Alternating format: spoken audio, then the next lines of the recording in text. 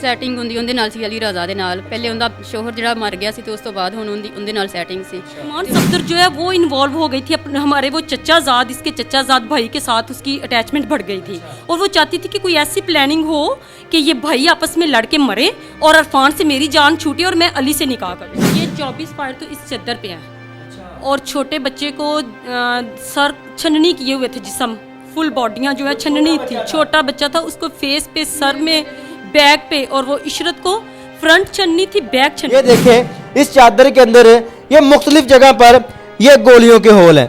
ये देखें ये गोलियों के होल हैं इस चादर के ऊपर। ये देखें ਅਲੀ ਰਜ਼ਾ ਦਾ ਫਾਇਰ ਮੇਰੇ ਖਾਮਦ ਦੇ ਜਿਸਮ ਦੇ ਮੁਖਤਲਿਫ ਹਿੱਸਿਆਂ ਤੇ ਲੱਗੇ ਨੇ। ਅਸ਼ਰਫ ਦੇ ਫਾਇਰ ਮੇਰੇ ਬੇਟੇ ਦੇ ਮੁਖਤਲਿਫ ਹਿੱਸਿਆਂ ਤੇ ਲੱਗੇ।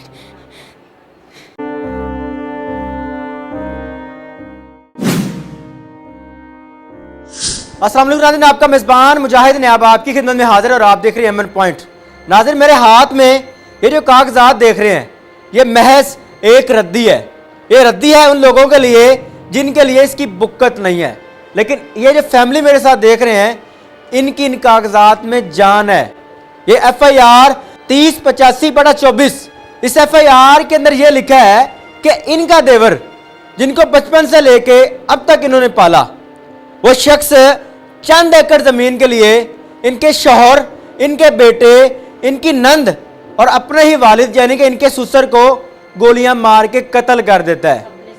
एक शख्स नहीं है ये कत्ल करने वाला, क्योंकि यहाँ पर जितनी गोलियां चलाई गई 4 लोगों को कत्ल किया गया। सोचने वाली बात यह है कि एक बंदे के बस का रोग ही नहीं है।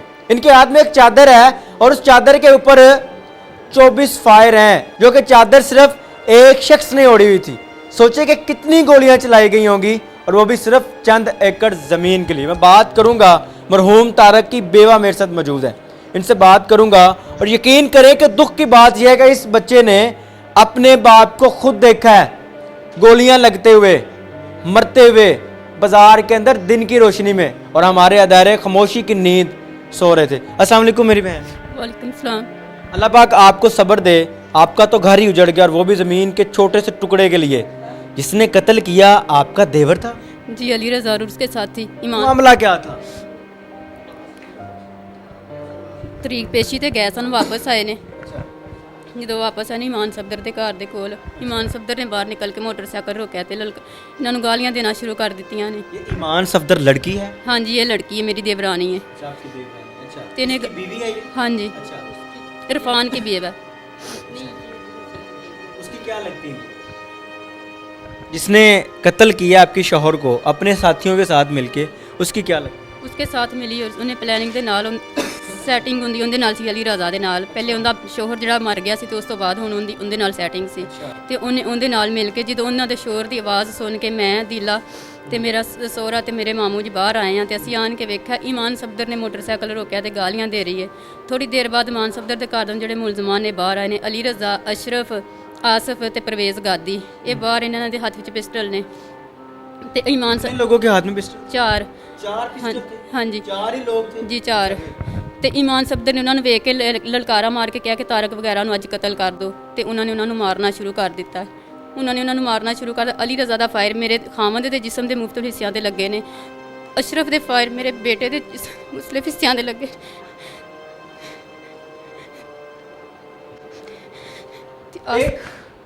बीवी एक माँ रोए ना तो क्या करे, जिसने अपने ही एक मिनट जिसने अपने ही घर के अपने ही फर्दों की जानिब से अपने ही शौहर, अपने ही बच्चे को गोलियां मारते देखा हो, और वो गोलियां कोई एक दो, कोई एक आधा फायर नहीं, कोई ऐसा फायर नहीं जो कि गलती से लग गया हो, वो फायर जो कि नीयत के साथ मारे गए, पिस्टल लोड करके बार बार मैगजीन खाली की गई, अदारे सो रहे थे। अच्छा फिर क्या हुआ? परवेज़ ਦੇ ਫਾਇਰ ਮੇਰੀ ਨੰਦ ਇਸ਼ਰਤ ਬੀਬੀ ਦੇ ਜਿਸਮ ਦੇ ਮੁਖਤਲਿਫ ਹਿੱਸਿਆਂ ਤੇ ਲੱਗੇ ਨੇ ਤੇ ਆਸਫ ਦੇ ਫਾਇਰ ਮੇਰੇ ਸਹੁਰੇ ਦੇ ਜਿਸਮ ਦੇ ਮੁਖਤਲਿਫ ਹਿੱਸਿਆਂ ਤੇ ਲੱਗੇ ਨੇ। ਅਸੀਂ ਆਪਣੀ ਜਾਨ ਬਚਾ ਕੇ ਭੱਜ ਗਏ ਆ ਤੇ ਜਦੋਂ ਮੁਲਜ਼ਮਾਨ ਜਿਹੜੇ ਨੇ ਲਲਕਾਰੇ ਮਾਰਦੇ ਉੱਥੋਂ ਦੌੜ ਗਏ ਇਹਨਾਂ ਤੇ ਫਿਰ ਅਸੀਂ ਬਾਹਰ ਆਏ ਆਣ ਕੇ ਵੇਖਿਆ ਮੇਰਾ ਖਾਮਦ ਤਾਰਕ ਤੇ ਨੰਦ ਇਸ਼ਰਤ ਤੇ ਬੇਟਾ ਅਜ਼ਾਨ ਮੌਕੇ ਤੇ ਫੌਤ ਹੋ ਗਏ ਸਨ ਤੇ ਮੇਰੇ ਸਹੁਰੇ ਦੀ ਹਾਲਤ ਕਾफ़ी ख़राब ਸੀ ਤੇ ਉਹਨਾਂ ਨੂੰ ਸ਼ਹਿਰ ਹਸਪਤਾਲ ਲਿਜਾਇਆ ਗਿਆ ਸੀ। कितने फायर मारे गए आपके इन घर वालों को?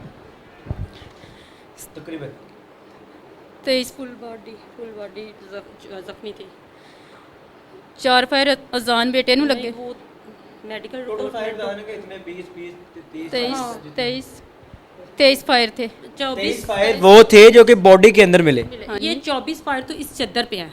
अच्छा। और छोटे बच्चे को सर छननी किए हुए थे, जिस्म फुल बॉडियां जो है छननी थी। छोटा बच्चा था, उसको फेस पे, सर में, बैक पे, और वो इशरत को फ्रंट छननी थी, बैक छननी थी उसकी। ऐसी क्या दुश्मनी निकाली कि बच्चे को भी उन्होंने चलनी कर दी? ये देखिए पूरी मिली भगत के साथ एक ही बाप के घर को खत्म किया गया, एक ही बाप के घर को पूरी प्लानिंग के साथ, उसी घर की बेटी को मारा गया, उसी घर के पोतों को आगे से मारा गया, उसी घर के बेटों को मारा जा रहा है। वजह 12 एकड़ जमीन थी। 12 एकड़ जमीन वजह नहीं रह गई थी, वो सॉल्व हो चुका था पंचायत में, और उसका अगर उसने केस भी किया था तो वो कोर्ट में था, उसका फैसला भी नहीं हुआ था। उन्होंने फिर किस चीज की किड निकाली? ये किड निकाली है, ईमान सफ्तर जो है वो इन्वॉल्व हो गई थी हमारे वो चचाजाद, इसके चचाजाद भाई के साथ उसकी अटैचमेंट बढ़ गई थी, और वो चाहती थी कि कोई ऐसी प्लानिंग हो कि ये भाई आपस में लड़ के मरे और अरफान से मेरी जान छूटे और मैं अली से निकाह करूं। ये जो चद्दर है, इस चद्दर के अंदर 24 फायर है। मेरी बहन चद्दर खोल के दिखाएं।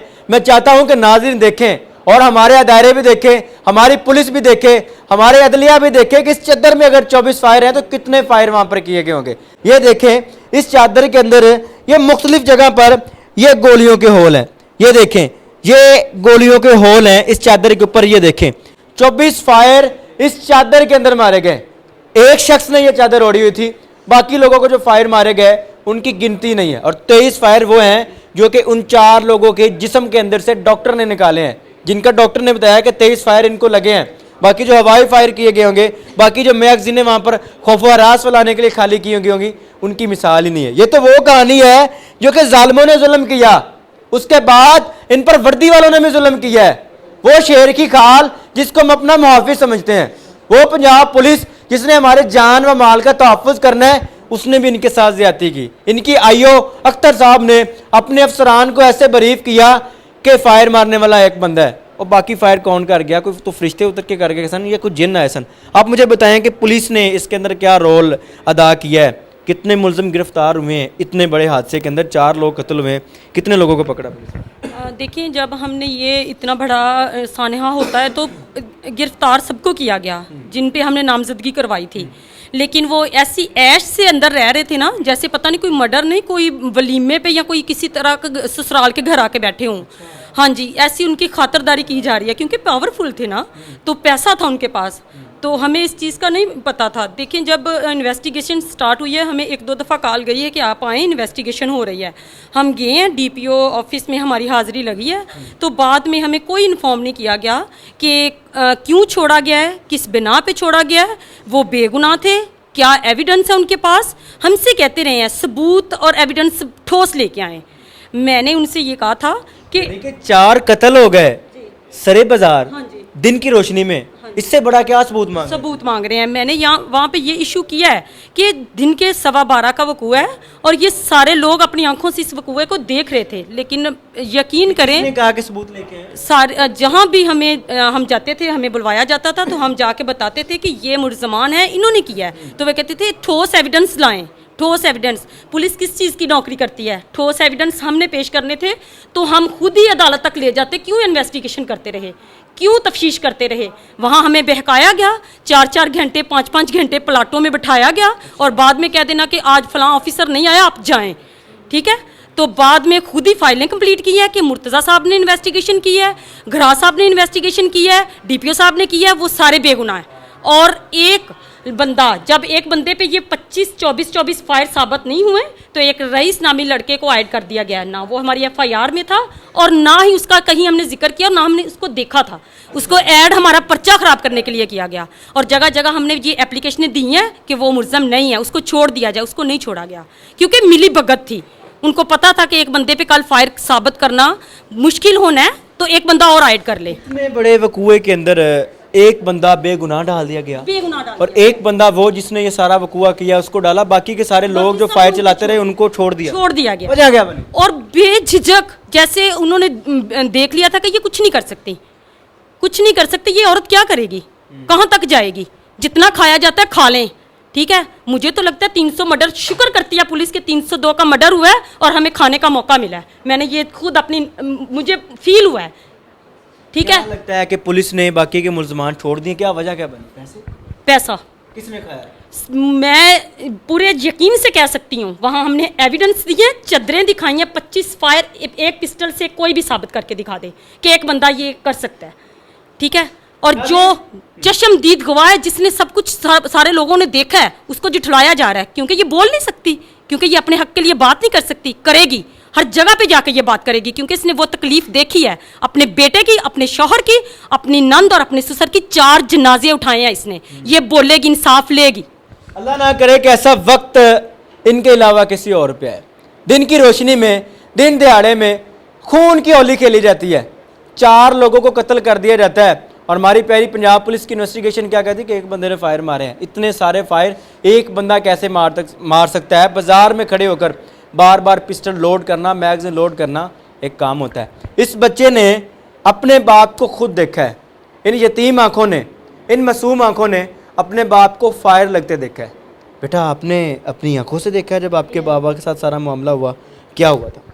मैं स्कूल से आ रहा था और आगे पापा नहीं आए इस तरीक से, तो मान साहब ने मोटरसाइकिल रोकी और अशरफ, परवेज, ईमान सफदर। पापा को जो फायर लगे थे आपकी आंखों के सामने लगे थे? यस। आपने देखा था? हाँ जी। कैसे फायर मारे थे? पिस्टल से। अल्फाज ख़त्म हो जाते हैं यहाँ पर। अब यहाँ पर क्या कहें, किसको कहें, कौन जिम्मेदार है? कोई छोटी सी तो बात हुई नहीं, कोई बकरी का बच्चा, कोई जानवर तो मरा नहीं है, इंसान मरे हैं। 4 लोगों की जान ली है। बता रही है कि एक छोटा सा बच्चा था, उसको भी इतने फायर मारे कि उसके जिस्म को छलनी कर दिया था। जुल्म नहीं है तो क्या है? मेरी आपसे गुजारिश है कि इस वीडियो को हक के हवानों में बैठे उन लोगों तक पहुंचाना जो कि इनको इंसाफ दिला सकते हैं, उन तक इनकी आवाज़ पहुंचानी है जो कि इनके हक में आवाज़ उठा सकते हैं। वरना ज़िला शेखपुर की पुलिस ने तो हाथ उठा लिए हैं। उन्होंने कहा जी हमारे बस का रोग नहीं, एक ही बंदे ने फायर मारे हैं, बाकी बंदे आपने हमें ढूंढ के देने हैं। जब ये कहते हैं कि फ़लाँ बंदा हमारा मुलजिम है, वो कहते हैं वहाँ से जाके पकड़ लाओ, हम थाने हमें ला के दे दो, हम खुद देख लेंगे, ये बाकी का मामला बाद में पैसों से देख लेंगे। इस वीडियो को ज़्यादा से ज़्यादा शेयर करें, अपनी कीमती राय का एजाज़ कीजिएगा। अल्लाह निगहबान।